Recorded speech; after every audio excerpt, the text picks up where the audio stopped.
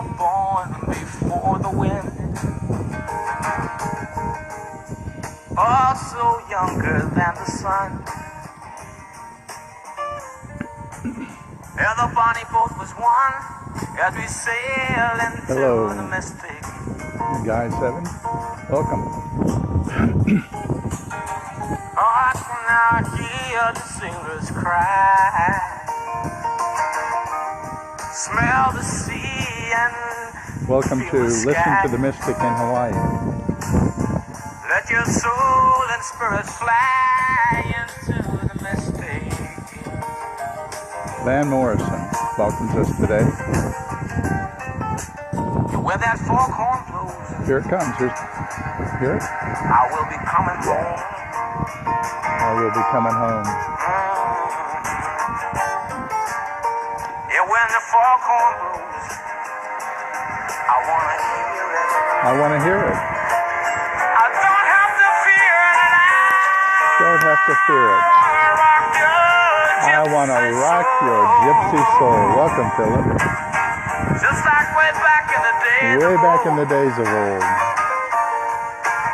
Yeah, magnificently we will fold Into the mystic. I love that song. And as I've said before, I'm not totally sure what he's referring to. But it does seem to me that he's referring us to an experience. Into the mystic means into an experiential awareness. Aloha, Philip. Aloha, everybody. And mahalo for coming online with me on my scope.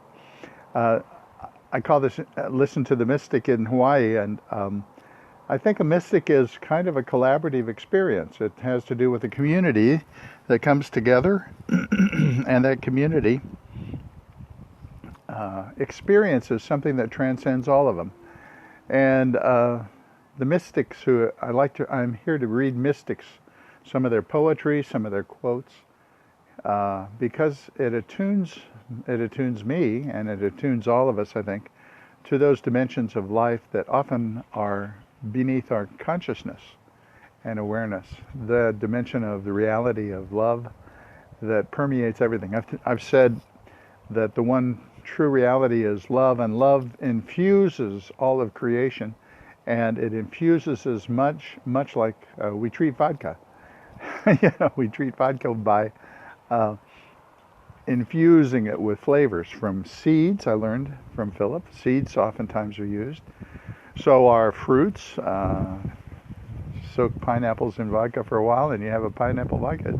So this love is infused in every aspect of creation, and certainly every aspect of our lives. It's a tragic day, and last time I was on scope with you, which was yesterday, I sort of gave myself over to reflect with you and Alan Watts on yin and yang, about the tragedy, the dark and the light, the tragedy and the celebration. And you can't have one without the other. The two come up, and they often rise up in sync with each other. It's kind of interesting to observe. In terms of Harvey, there's the tragedy of the loss that's being experienced there. Several, I think 31, 34 lives, something now, have been documented as lost. And so much property, and perhaps even a way of life. We have yet to see how that unfolds. At the same time, that people are just so grateful and celebrating all the help that they are helping, that's extended to each other. And the people in neighborhoods are coming out, and in the neighborhoods they're, hello Michelle Baker, in the neighborhoods they're experiencing this care of one another that transcends their self-centeredness. And so in light of that, I began to think about Saint Teresa of Avila, Santa Teresa of Avila, a Spanish saint, 16th century, 1500s. She had an ecstatic experience of God as do most mystics. Most mystics have this experience of direct connection with God, with the divine, as they talk about it, as they shape their understanding of it. She was Catholic and had a very Catholic understanding of God, but she was definitely a mystic. In fact, there's a church around the corner from the Vatican in Rome, St. Teresa's Church, and it has the beautiful statue, I think was Michelangelo's statue, of her experience of ecstasy, in which she arches her back and lifts her hand up to God, and this beautiful experience of love that was captured by the sculptor. But Saint Teresa had these kinds of thoughts about who we are in our relationship and her relationship with God. Christ has no body now on earth but yours, no hands, no feet but yours. Yours are the eyes with which Christ looks out his compassion to the world. Yours are the feet with which he is to go about doing the business of love.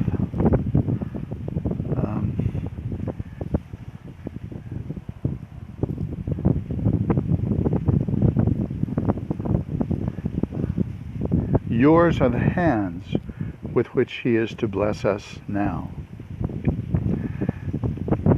Teresa very much saw her direct experience of the divine embodied in everything that she could do, and certainly the service that the church and the people of God could do to one another, but also to the world. Let nothing disturb you. Let nothing frighten you. Though all things pass, God does not change. Patience wins all things, but God lacks nothing. But a person lacks nothing who possesses God, for God alone suffices. How does that touch you this morning? It's morning here in Hawaii, on Oahu, where I am. Probably afternoon or evening for you. Where does this touch you? Those who possess God lack nothing, for God alone suffices. Two words that are very much a part of philosophy and theology are sufficient and necessary. And necessary, when we say what is necessary, for instance, for salvation, and in the Roman Catholic tradition, the sacraments were necessary for salvation. In the Protestant tradition, the only thing necessary was the Spirit of God. And the church was sufficient. Thank you, Philip. The church was sufficient for nurturing faith with the sacraments and with the life of the church. All that is needed, God suffices for all. Here's another one from St. Teresa. Always think of yourself as everyone's servant. Look for Christ our Lord in everyone, and you will then have respect and reverence for them all. Look for Christ in everyone. How does that grab you? Look for Christ in everyone. And it is very difficult sometimes to find Christ or look for Christ in people against whom we have a grudge, or against whom we have a difference, or a conflict, with whom we have a conflict. I'm working really hard to see Christ in Donald Trump. It's very difficult for me, very hard. But it alone is a source of respect for him and somehow reverence for him. But it's very hard. I tell you, as I was watching these first responders in Houston and in southern Texas. I used to live in Houston. I lived 11 years in Houston. if you find Christ in yourself first. Yeah, there you go. That's how deeply important is that, Philip, to find Christ in ourselves. It's easier.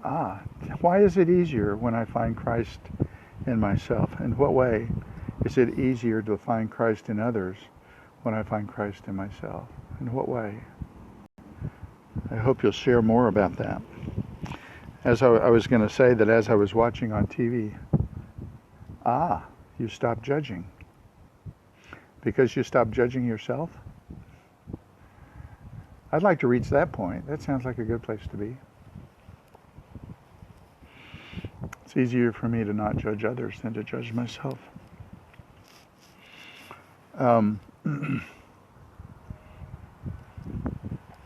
This morning as I was watching the rescuers, I kept thinking about St. Teresa.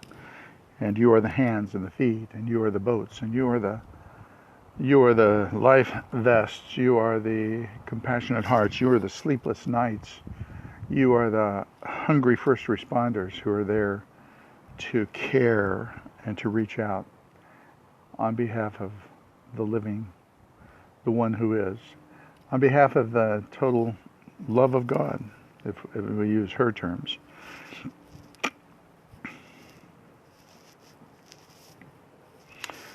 Here's another one from St. Teresa. Trust God that you are exactly where you are meant to be. This comes out of the 16th century, folks. 16th century Spain and Europe. What had they just experienced? Well, one thing they had just experienced was Black Death, was the horrors of the what was it called? Black Death. The horrors of the epidemic that had ravished Europe. And she here is, thank you very much, Philip the Plague. She is talking in that context about a confidence and a trust in God, that in spite of what has come and they've experienced, people are where they're supposed to be. That's reassuring to all of us these days, I think. We have so many options and so many things that we can choose. How about you? Are you confident that you are where you are supposed to be? And what does it mean if you say, I'm where I'm supposed to be?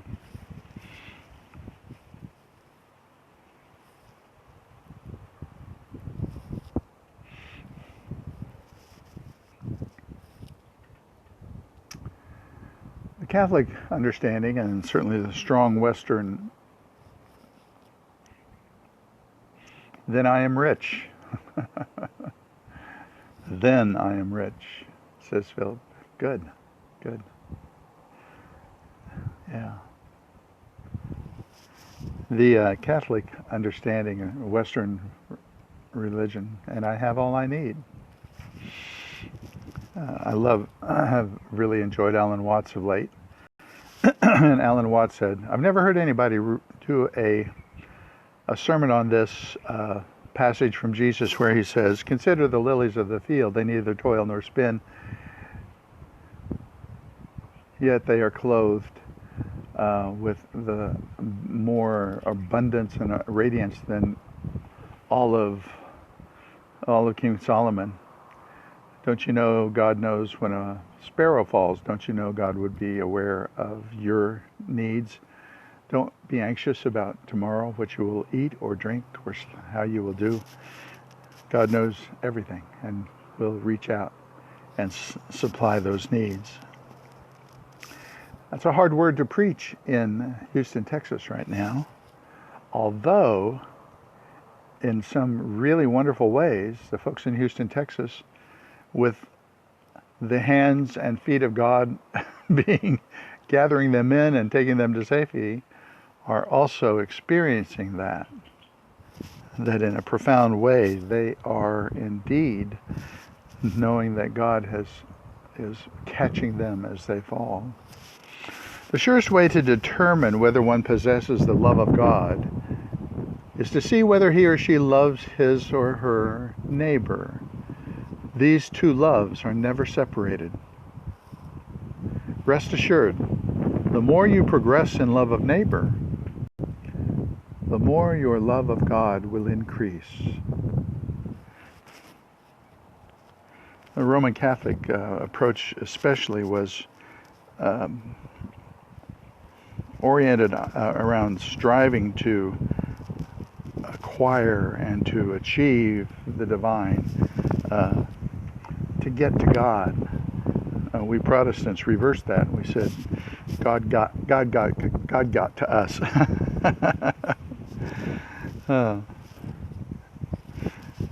Christ has no body now but mine. Christ prays in me, works in me, looks through my eyes, speaks through my words, works through my hands, and walks with my feet, and loves with my heart. I know many of us are not too enamored with a view of God that separates God from creation, or even separates our knowledge of God from the knowledge of creation and experience of creation. And in some ways, her quote here expresses that unity and oneness. When you walk out into the world, when you wake, do you wake to a sense of oneness? Do you wake to an experience of being the vehicle of that which you cannot see, hear, touch, smell, but you do know, as divine love, as love that is not separate but is infused into all of creation?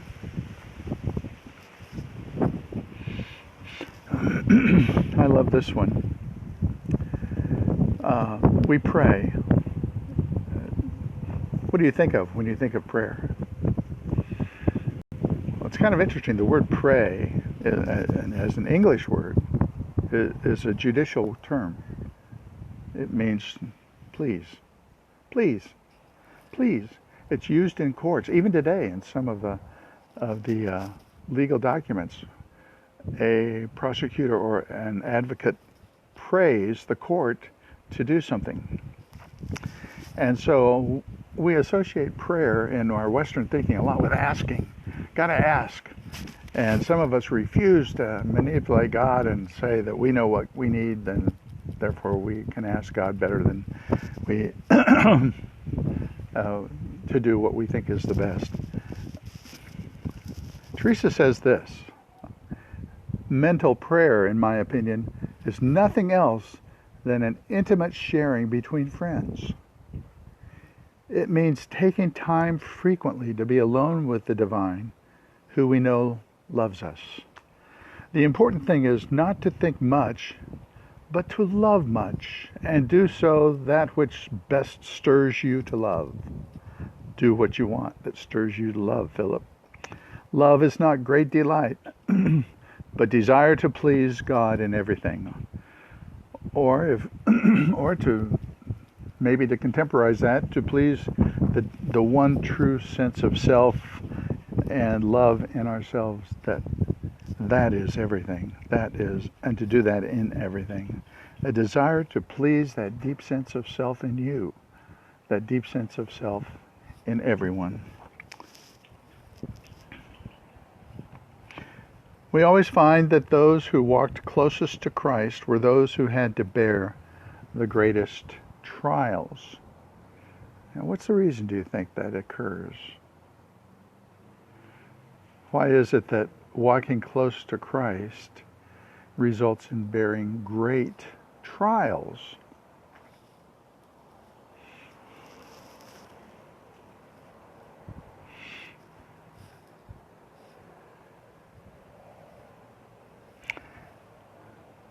Finally, and let me close with this.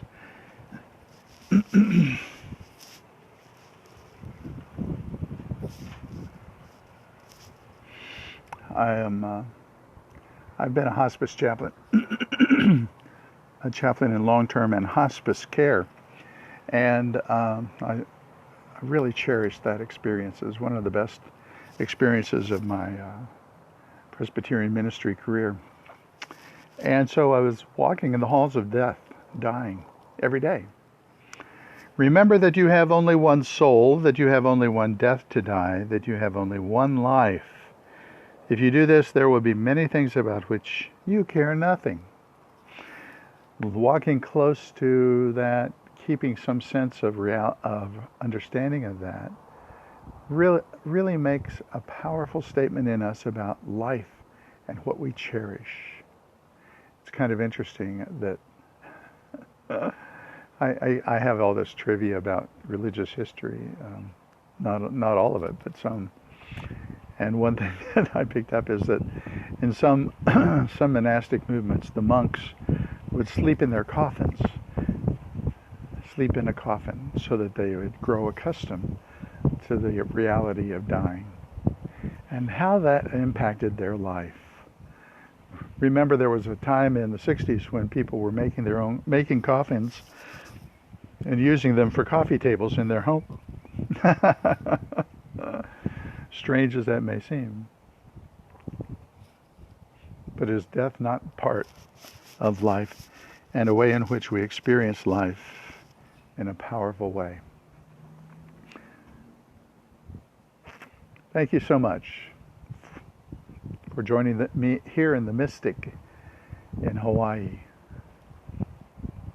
I'll see you tomorrow.